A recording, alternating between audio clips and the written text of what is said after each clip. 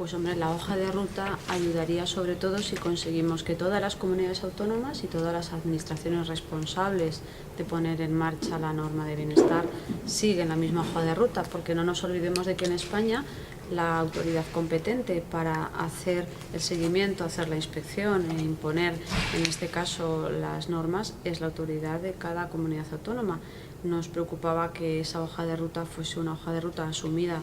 por todas las administraciones para que no hubiera distorsiones. En esa medida yo creo que es importante para el sector que haya un único criterio y que se siga con los mismos parámetros la implantación, porque creíamos que si no se puede distorsionar mucho al final el efecto de esas diferencias a nivel pues, comercial y a nivel de empresa. Eso era para nosotros un factor importante. Por eso promovimos esa hoja de ruta y esa coordinación entre las administraciones del sector.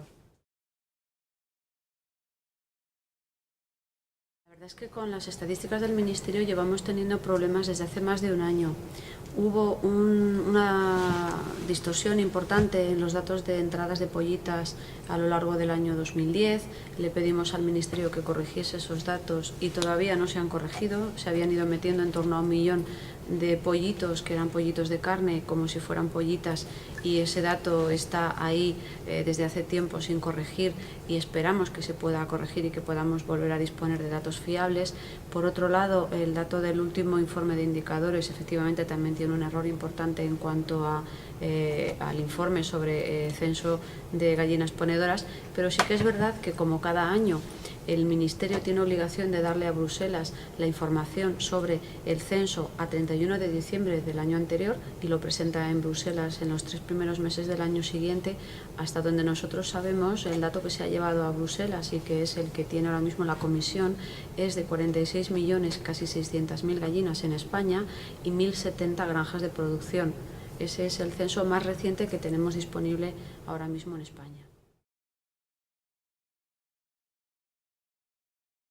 Lo cierto es que llevábamos desde hace ya 3 años peleando por la cuestión de las ayudas que tenían que ver con desarrollo rural y con ayudas específicas para modernización de explotaciones, y ahí nos hemos encontrado con que los planes de las administraciones autonómicas para implantar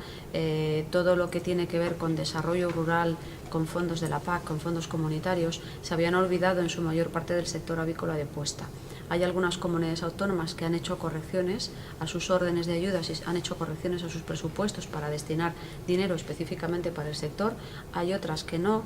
y lo que sí que es cierto es que en algunos casos se han utilizado ayudas que provienen de fondos nacionales. O sea, si se ha querido y si ha habido voluntad política, sí se ha hecho ese esfuerzo.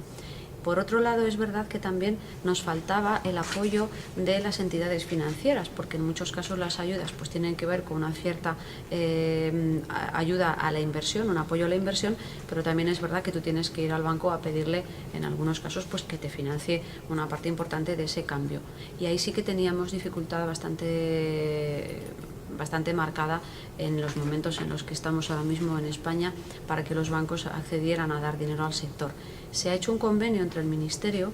y el ICO para que haya fondos, unos 300 millones de euros destinados a los sectores ganaderos, y no hemos sido capaces de que hubiera una línea específicamente dedicada al sector avícola de puesta. Eso nos complica un poco porque son momentos en los que todos los sectores ganaderos están pasando por momentos difíciles, en que hay unas obligaciones de cambio para el sector porcino, incluso para el sector avícola de carne, y otros sectores que también están tirando, digamos, o reclamando ese tipo de fondos,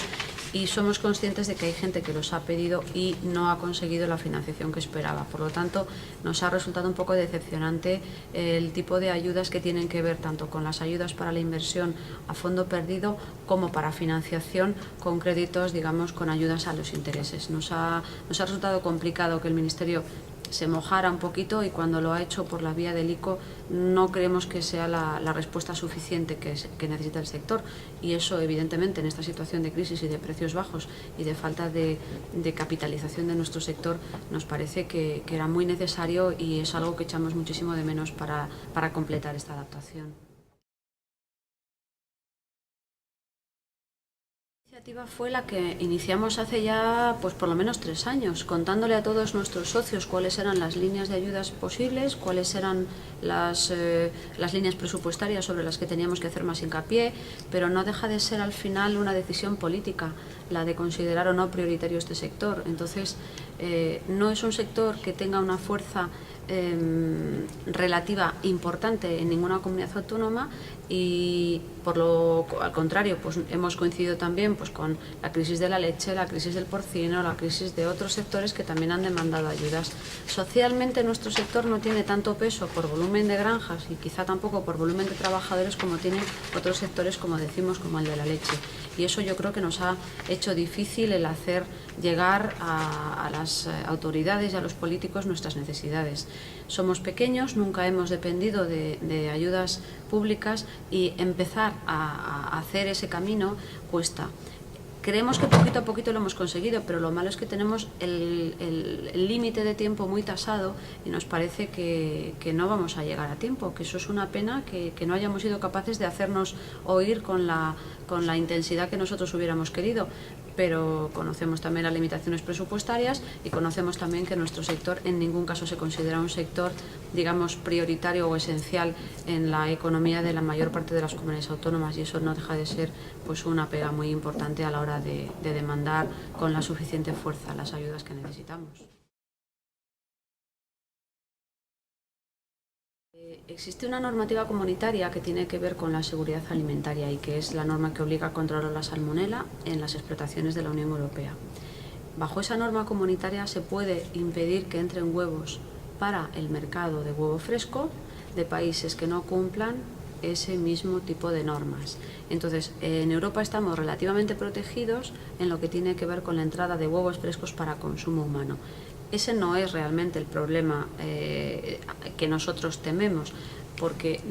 si estamos hablando de grandes países productores a nivel mundial, estamos pensando en Brasil, o estamos pensando en México, o estamos pensando en Estados Unidos, lo normal es que no envíen huevos para consumo en fresco, puesto que hay una limitación, lógicamente, de fechas de caducidad o de consumo preferente muy importante. Lo que nos preocupa sobre todo es que esas entradas sí que van a ser entradas prácticamente libres para huevos que se destinen a industria. El huevo de categoría B no tiene por qué haber estado sometido a los mismos criterios de control de seguridad alimentaria. Entonces, ese camino, el de que entren huevos de categoría B para industria o que entren directamente ovoproductos producidos en sistemas absolutamente diferentes a los europeos y con menos limitaciones en cuanto a uso de OGMs, a usos de harina de carne, a controles sanitarios, a densidades, a 1000 cosas, todo eso a nosotros sí nos preocupa, porque el diferencial de costes ahora mismo puede justificar perfectamente el que estén entrando huevos de categoría B para transformar o que entren ovoproductos en Europa. En estos momentos de precio bajo han disminuido en cierta medida las importaciones, pero si llega el año 2012 y Europa rebaja su producción, evidentemente podría haber una consecuencia de subida de precios que hiciera atractivo el mercado europeo para huevos de categoría B o para ovoproductos, con lo cual para nosotros es una preocupación muy grave, porque ese volumen de mercado cada vez es más importante. Hay ahora mismo una media en torno al 25 o 30% de huevo de producción comunitaria que se destina a ovoproductos, y ese 25 o 30% que pueda ser sustituido por importaciones del exterior, evidentemente es un volumen lo bastante importante como para que nos pueda llevar a que un 25 o 30% de la producción comunitaria está en riesgo de perderse simplemente porque el mercado al que atiende, que es el mercado de la industria, encuentra un proveedor más barato en otros países que tienen menos limitaciones y menos costes de producción. Esa es una preocupación muy grande que tenemos ahora mismo y que por el momento la Unión Europea no le ha encontrado solución, y nos parece clarísimamente discriminatoria e injusta para nuestro sector.